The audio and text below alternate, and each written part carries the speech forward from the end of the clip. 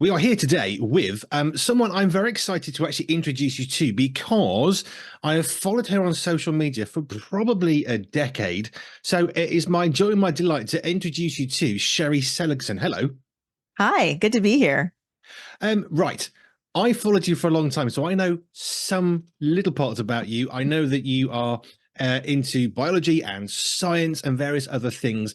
My special memory is reading something you wrote on the hydrological cycle, faith and God, and I used it with my boys who loved it. I mean, that's where I started. That's where I first found you. So, do you want to just give us? Let's just start there. Just tell us about that and tell us a bit about yourself as well. Yeah, so I'm educated in pre-med medicine, and I actually worked as a marine biologist. I live in Florida in the US, and so swimming, diving, being in the ocean was like part of my life, and fascinated with ocean animals. So I worked as a marine biologist at Walt Disney World for 10 years, and did published research on shark behavior. And yeah, regarding that article I wrote in just studying scripture, it's interesting to see, God made everything. And of course, he would know how the world works, even more than we would know how the world works. So there's clear evidences of that, such as the fact that air has mass. There's Bible verses that talk about the weight of air, the mass of air. Whereas back in the days that when the Bible was written, air was nothing. It wasn't considered made of anything. The hydrologic cycle in Job is mentioned about how the cycle of evaporation from the waters of the earth, and then condensation into clouds and precipitation onto land. That's the three major pieces of the hydrologic cycle. And they're mentioned specifically, not those words, but he draws up water in air, which condenses and falls as rain. It's fascinating to me that thousands of years before the discovery of the hydrologic cycle, I think Bernard Palissy in the 1800s is the gentleman who's credited with identifying that as a cycle. That's already in the Bible. And it was just fascinating to me that there's so much scientific wisdom and truth, because that's God knows how the world works. And that's why I love studying science, because it helps give us clues and more glimpses of God's behavior, who he is. And there's a lot of knowledge in the Bible too. I want to come on to some specifics that you've got some particular knowledge on, but what made you want to go into something like marine biology, which I mean, I can understand the passion. I think immediately with dolphins. That's my brain straight away goes to dolphins. How cool is that? But obviously, there's much more to it than that. What drew you to wanting to work in the oceans? The fact that we know so little about them. So yes, most people think that my life as a marine biologist was spent riding on the back of a dolphin into the sunset. That's And my view. yeah, I did that. Never. I did play with them and work with them, but no, we never got to ride. Yeah. Anyway, so, but what would interest me was we know so little about our oceans because it's such a different environment. We're all this crazy material or send down submersibles just to view it. We know more about the surface of our moon than we know about the surface of our ocean floor. And regularly, weekly, we are discovering new species of animals that live in the ocean depths. And so to me, it's like a giant seek and find, or a mystery that I get to solve and learn more about. And so that's what drew my interest, to look more into it. There's just so much to study, and everything was new and exciting. Plus, I love the ocean. I love to swim and dive and fish, and to be able to get paid to do that was really wonderful. So It's a win-win, isn't it? it is. Yes, yes. Right. Now, the one that I definitely want to talk to you about is, because I shared this on my show, that we were going to talk about this, the subatomic periodic table, which I love the fact that I don't know the periodic table. I could probably tell you lithium, magnesium, hydrogen, and I'm starting to run out of them. But there's a whole other, I mean, this is science. There's a whole other like table of stuff Yes. going on. Yeah.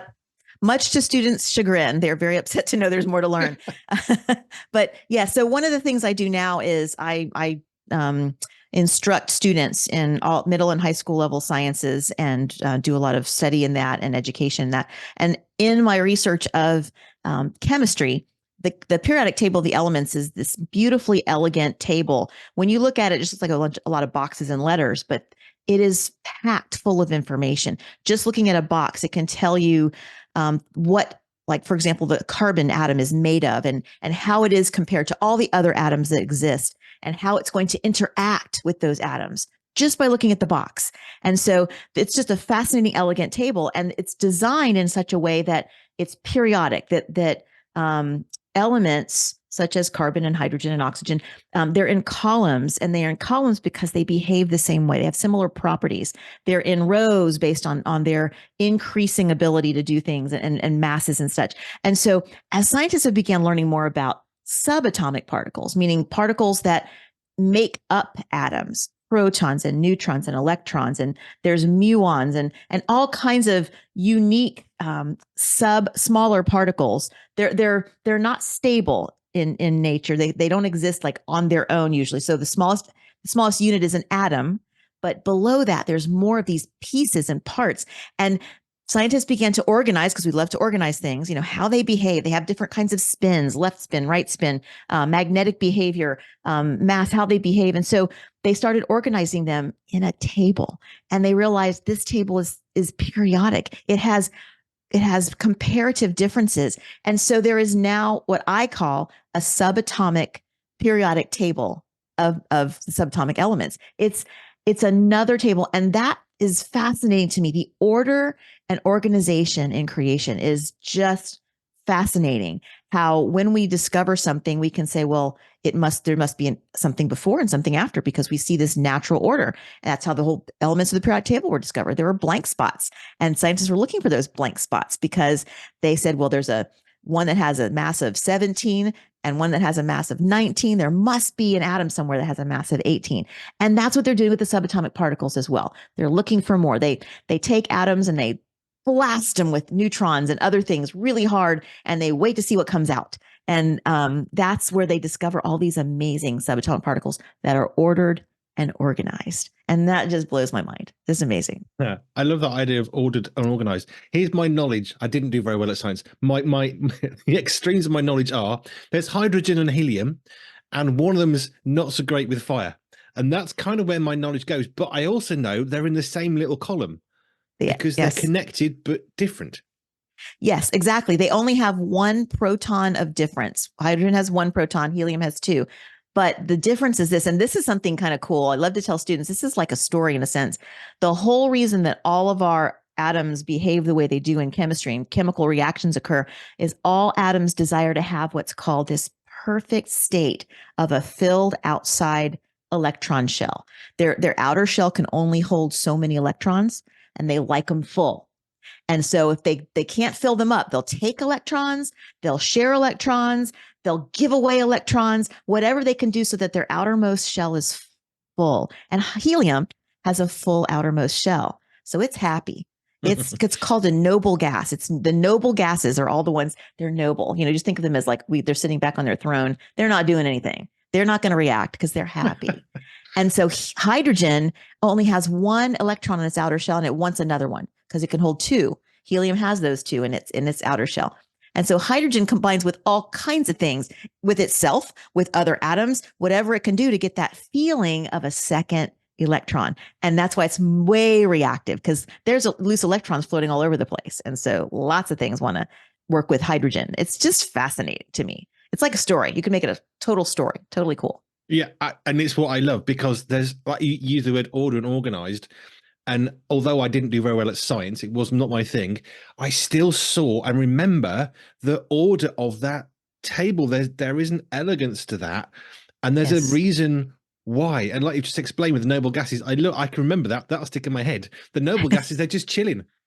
That's right. That's right. They don't do much. That's why we don't have to worry about them exploding around us or anything, because they're not going to do anything. They're happy. Yeah. Cool. Okay. So something else that I want to talk to you about was something you mentioned, bioluminescence. Before we go into that, what does that actually mean? Because bio to me means something alive. Luminescent just means it's like bright. That's probably not very good. Well, and it's light that's created by living things, living organisms. And so most lights, particularly the incandescent light bulbs and things that we're most familiar with, they generate heat with light. the light that living organisms produce, such as like fireflies or lightning bugs, whatever you call those, there's bunches of them that live in the ocean that create their own light. It's a type of luminescence called chemiluminescence, where they use chemicals, tie back to chemistry, where the chemicals, when they combine, they create this light, but it's a cool light that won't burn up the animal, which is very important, because if they created light, they would burn up and die. That would be bad. So that would be bad. They would not survive. So this bioluminescence ability is actually pretty fascinating. And in studying bioluminescence, actually, it was a way of studying populations of a specific kind of bacterium that scientists knew, because they wanted to learn about bacteria. We were talking earlier about how the research in molecular biology has just exploded. Microbiology has exploded with new techniques, new abilities to see what's going on, new processes that can help us identify DNA. And so that area of science is exploding and growing rapidly. And the more they're discovering, the more they're being astounded by some of these things. And this in particular one is a bacterium called Vibrio fischeri. And if we can talk more about it if you'd like to. It's a fascinating discovery of bacteria not being simple. And so we talk about complex organisms and simple organisms. Vibrio fischeri is a bacterium that won't glow on its own. So if you have a small concentration of them floating in a solution, they're not going to glow. But if you feed them, wait for them to repopulate, they can repopulate. Bacteria, they go from 2 to 4 to 8 to 16 every 20 minutes. They double. And so if you let them sit in a solution, then they will all of a sudden glow all at one time. And so scientists are like, how do they know what's going on? How they don't have eyes, they don't have ears. How do they know how many of them are there? Every time there's a specific concentration, they turn on this group ability of glowing. And so they began to study these guys. And so these guys live inside little pouches in a tiny squid called the Hawaiian bobtail squid. And so squid tend to be a little bit luminescent, or light will shine through them. And so when the bacteria glow, the squid glows. Well, the squid is nocturnal. So he sleeps in the day buried in the sand.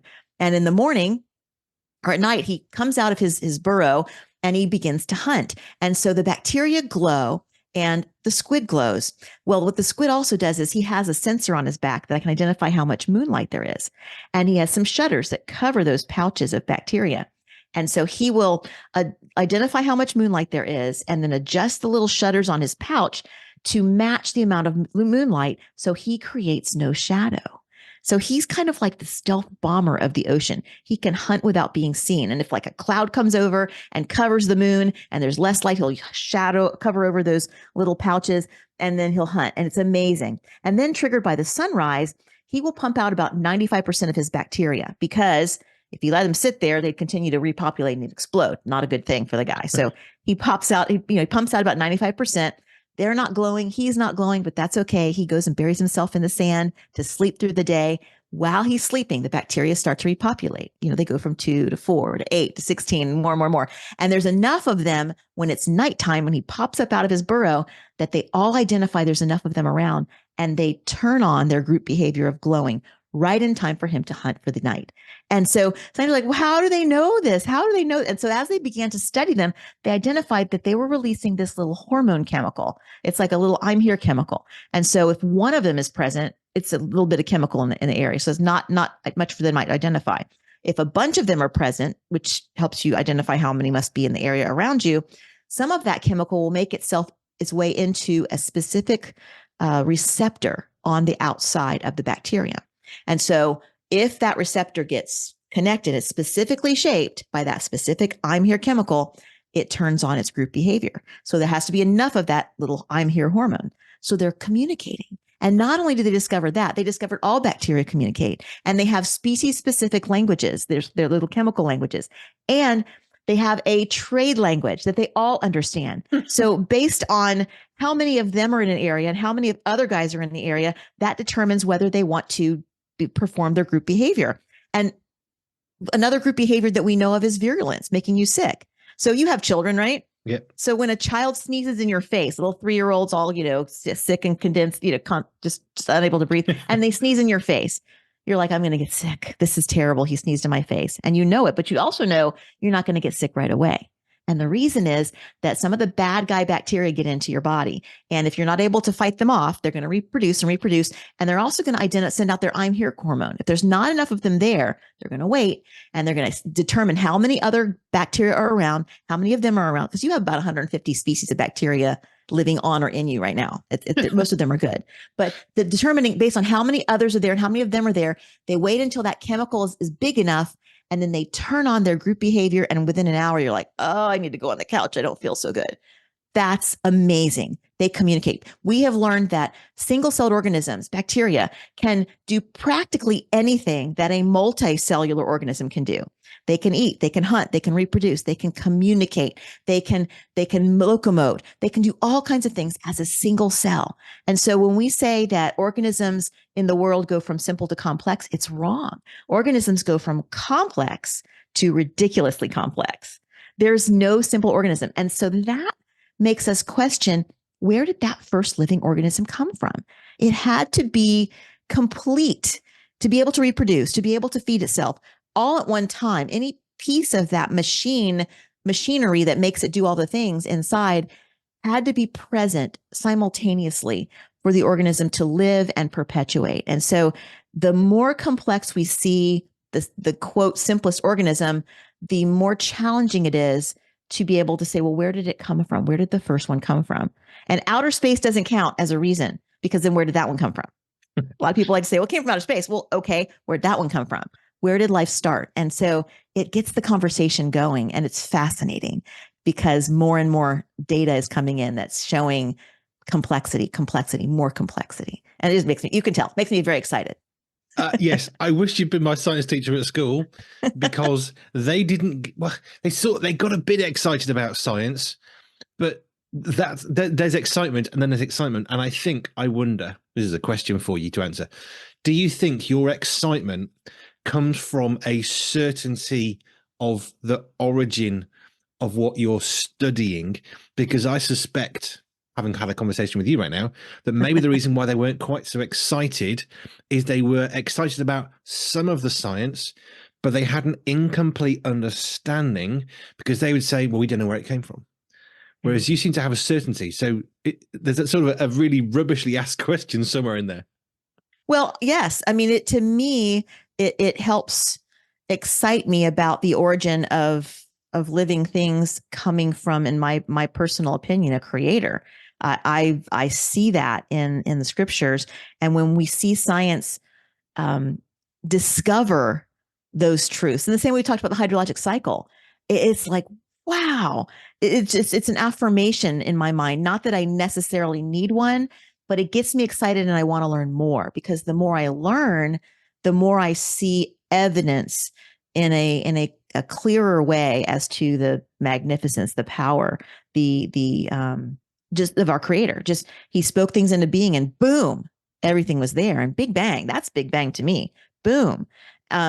Everything not simple and with diversity and with ability to be diverse. And, we can talk about the different kinds of organisms and how we have variety now and how they came to be. And there's so many, everyone has a worldview. Let's just say that everyone, all scientists, everyone has a worldview.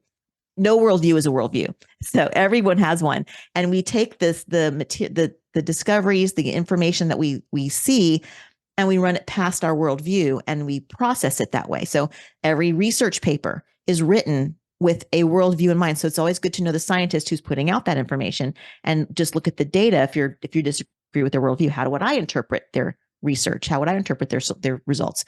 And to me, interpreting the results that I see in science always points to greater magnificence, greater glory, greater mystery solved, and also mysteries released, new ones that get me excited. That to me is the excitement of it all. It's a story that just is beautiful and elegant and blows my mind every time. So fabulous. What's your story of faith then? Because you're talking a lot about faith through science. So what was your journey? I mean, is it a church background? Did you have a kind of Damascus Road? The lights came on and you saw life differently. What was your background? I think, mine was kind of a weird one in the sense that I was raised in the church, but it wasn't. I never really read my Bible. It was more of just a secular or just cultural thing. So I just, for whatever reason, never had opportunity to, or encouragement to read my Bible and realize that it was something that was living and real and true. And so I was in college, just, in those years, you're kind of struggling with, what is this whole world about? What am I going to do with my life? And that's where I really felt like several people had been instrumental in helping me to see that I needed to make a decision of faith and look into this. So I began to read my Bible, and I was like, wow, this is fast. It just instantly clicked. And I was doing it at the same time. Now I was a major in pre-medicine, was my major while I was at college. And at the same time I was reading my Bible, for the first time, I was taking a course titled Evolution. It was a secular university. And so the course was evolution, and our textbook was Darwin's Origin of Species. So I'm reading my Bible for the first time, which is, God's revelation of how everything came to be. And I'm reading this book, which was man's revelation of everything came to be. And the first day of class, this is no lie, this is true. The first day of class, the professor said, other than the Bible, what is the one book that has changed the way that man thinks about the world? And I stopped and I said, you're excuse me, you're basically saying, other than number one, what's the number one? So you're basically taking away number one and saying, what's number one? So are you saying that the Bible's the book that changed the way man thinks about the world? Well, no. And he kind of backpedaled, like, you just said that. And so he knew I was going to be a troublemaker from the beginning of class, which I got an A in. But that started me on my journey of apologetics, why I believe what I believe. And if I truly believed that God created everything, then I should not be afraid to study our world. I should, and I think that that's a tendency that a lot of Christians tend to make about science. We're afraid of it because a lot of people, particularly, I'm going to throw this at you, particularly British accent, goatee wearing scientists will say, well, of course we know that scientists, that evolution occurred. And then you're very intimidated. Here in the US, we're intimidated by your accent because it sounds really smart. And it's true. And so when I hear that, I'm like, oh, well, it must be true then. This guy sounds so smart. But honestly, we shy away, and it can be complicated. There's a lot to study. And so my goal is to encourage people that, first of all, we shouldn't be afraid of it, because if we truly believe that God created the world, then we should see that any evidences that we see can be explained by his creation. We may not know enough yet in some areas, but it's definitely something that we can know. And that's where I'm super excited. Our position, the Earth's position in our solar system's position in our galaxy, are specifically, perfectly Goldilocks position so that we can observe what's around us. Our atmosphere is one of only about 7 planetary bodies in our solar system that have atmospheres, and ours is the only one that's clear. So if we have to have an atmosphere to survive, but we have to have one where we can see the heavens. Otherwise, we wouldn't know anything about what's out there. And so we want, there's a question, is habitability and observability connected? Is there intention? We used to think that the Earth was the center of our solar system. We thought we were so cool about that. But then we learned that the sun was, and that doesn't diminish our position. In fact, the sun is there for us. The sun holds us in place. It holds the other planets in place. If Jupiter was not in orbit where it is right now, we would die for a lot of reasons. We need Jupiter. So all the positions of all the planets, all the water molecule and how it behaves, if it didn't behave the way it did, we would all die. I mean, I can tell you so many things. If it wasn't this way, we would die. If it wasn't this specific thing, we would die.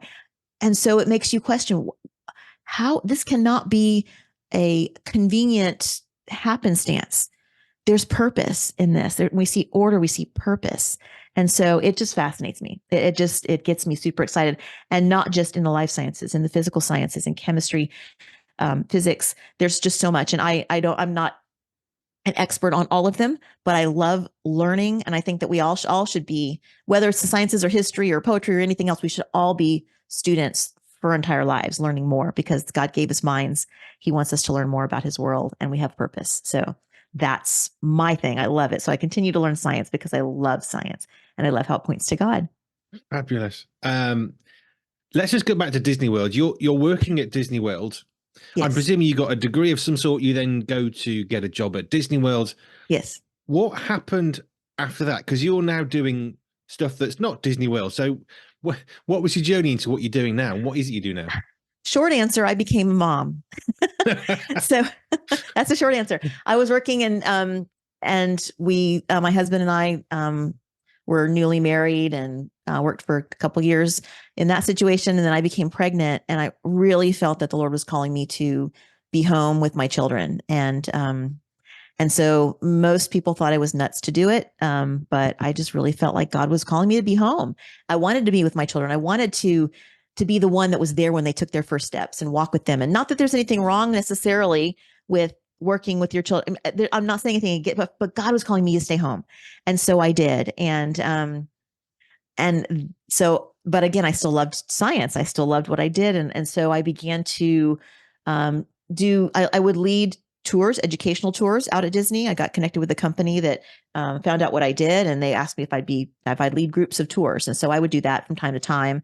And then I began teaching small co-op classes for homeschoolers. I would do like summer classes, like week-long classes, dissections and things for private schools. I would go to our public school system and do like a career day thing. So I would do little bits and pieces, nothing like a career. But then I began to get connected with a publisher where I was able to write curriculum and teach. And now I'm doing that. So now that our kids are grown, I'm able to spend a lot more of my time doing these kinds of things to stay engaged. Fabulous. What's the one thing that you've seen as a breakthrough in science, let's just say the last 10 years, that is the most exciting to you as somebody who has a faith in Jesus Christ? Breakthroughs. I would probably say that it was the discovery of communication in bacteria. I really do. I think that to me, again, the biggest conversation that's out there in the creation evolution debate, or that's the biggest conversation of creation versus evolution in the Christian communities, science wise. And so to me, the origin of first life is more foundational in the discussion rather than this one species mutated to another species, which we could talk about endless as well. A lot of times when they say this is evolution in action, it's really not, because there's not more information, there's less information. When you hear superbacteria, that's evolution in action. Superbacteria are have less information in their genome than regular bacteria of the same types of species. So they're super only because they can't take in penicillin as well. But that's because they can't take in food as well, which means they're a weaker strain. And so there's a whole story about that. But so the origin of where life came from is still a complete mystery. And then when I see scientific research or papers come out trying to explain that from an evolutionary standpoint, it just excites me that they're grasping at straws. And I wish I had this handy. There was an article that came out in, I think it's Science Magazine, I think, that they believe that octopuses came from outer space. Only because they're very different than the rest of organisms in creation. And I was like, based on, and I read based on nothing. There's no scientific evidence of that. It's just that they're different. So they must have come from outer space. And this isn't science fiction. This is science saying this.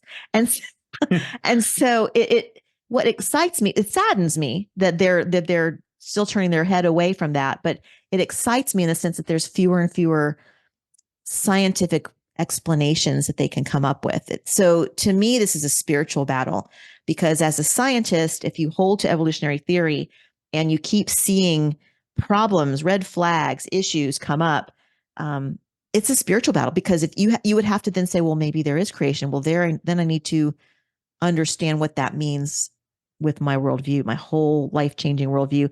If there's a God, then what does that mean for me? And so it's a personal spiritual issue, I believe, which is why it's fought so hard, because it's a bigger issue than just, I don't know, how do we see red light in our eyes? That's different. That's not fought hard. But this other is, because it has a greater conclusion that faces us, groundbreaking in our minds and our spirits. So that's where I love to live and talk about and encourage. But I also think that we need that foundation of understanding science so that then we can take it and hold it up against what we're discovering and say, well, then why aren't they giving us some explanation here? And truly, octopuses are very similar in design as other mollusks. They are a unique type of mollusk, but they have similar body structure, believe it or not. They're just cooler. They've got a humongous adaptation to be able to survive, and take shape and think and solve puzzles. They're brilliant. And so, and yet they're very similar in design to a clam. It's just fascinating. So yes, but that's where I love that. That's probably my most exciting. And because it's a life science, I do truly, my background is in life science. And so I love that. And then I'll have to add discovering new organisms in the ocean. So just gotta love that. That just blows my mind too. I read recently, actually, somewhere completely different, incidentally, about how the reason why space is easier is because it's terrifying. It's easy to put an astronaut on the moon than it is to put a diver on the ocean floor. Yes, because it's actually easier. It's less complicated, which it is. blows my mind. Yes, I mean both locations require us to have a supply of oxygen, so that's identical, right? But you've got extreme pressure, like extreme pressure under the ocean. You've got the causticness of the salt water. So any container that you have that you're living in has to be able to endure not only massive pressure, but rust formation and sealing. You know, the seals, there's no pressure in outer space. So it's kind of the reverse there. And so it's easier to control. I'm not saying it's easy, because believe me, I'm sure it's very, very difficult. But in comparison, there's a lot more details to get to and to consider in maintaining a human down the bottom of the ocean than maintaining one up in outer space. So, yeah, it's definitely more difficult, which is why we send robotic cameras and things down into the ocean, because we can keep them down longer rather than sending a human down there. And they can't die, which is good. And they can't die. That's right. But they do try to take samples of organisms in containers and bring them up, so we can look at them. But the problem is the pressure up at the surface of the ocean is so much less than what those organisms are used to. They die. So they can't live up here and we can't live down there. And so it poses some problems for us to study them. Yes. Well, I can understand that. If we die down there and they die up here, then yes, we can't. Yes. You can't stick them in a box and bring them up again, can you? No, you can't. It's not good. It's not a pretty sight. So. I can appreciate. Right. Sherri, thank you so much. I could talk for hours. I need to draw it off somewhere. So I'm going to draw it off here. The idea of, the surface of the planet is something we still don't know enough about. I saw it was a minister in the UK who was at Oxford University, I think, Oxford or Cambridge. And he was having a conversation about faith and belief. And they said, you can't be right. We know that we're right. And this minister had this inspiration. He drew a big circle on this board. And he said, right, if this is all knowledge forever, how much of this do you think that you personally know? And this guy came along, drew a little dot. He said, right, well, if all of this is all the knowledge and you know this teeny tiny little piece that's not even a dot, how can you say that you know anything if you don't know basically everything else? And I think that's what I love about the wonder of what you're talking about. Is there's so much we don't yet know. Yes. Yes. That excites me. That really does, because it's a discovery. We're all explorers. And so I would tell my children, we're doing research. The search and research is the exciting part, to be able to search and hunt and discover. And that makes it, they put on their Sherlock Holmes hats and they're like, yeah, let's go search, because that's what education is.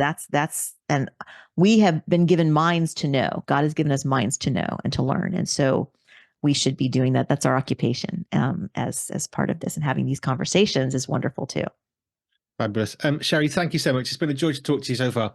You too. I'm really privileged that I get to have conversations with some amazingly diverse people. I was talking to somebody earlier about socks, and now talking to you about marine biology, which is fascinating, and actually giving you giving you over to people to learn more about. Can people do you have stuff that people can read, or is there a source, a website that people can go to? Yes. Well, I have just a stationary landing page website, my first and last name.com, sherriseligson.com. You can find me on social media as well. I'm on Instagram and Facebook. And then the publishing company that publishes my educational videos and my curriculum that I write is called apologia.com. So you can, if you feel like picking up a marine biology textbook, there you go. Something, if you can't sleep at night, open it up and read. It'll put you right to sleep. That's what I tell you. It's great for insomnia. No, but there's also instructional videos that we have that accompany all of our courses. And so I film those on location so we can bring science to students to make it more exciting. Oh, fantastic. Thank you so much. This has been really good fun. I loved it. Following you for a decade and to actually be able to talk to you and introduce you to others as well is fab. I mean, for me, from the hydrological cycle to what was it, the bioluminescent squid. I mean, it's just, it's phenomenal. And I love that. So thank you for exciting me again about science. I wish you'd been my teacher at school. Although you're probably not even close to old enough for that. But yeah, that'd have been great. Thank you so much, Sherri. Yes, Andy. Thank you. So wonderful being here. It was enjoyable talking with you.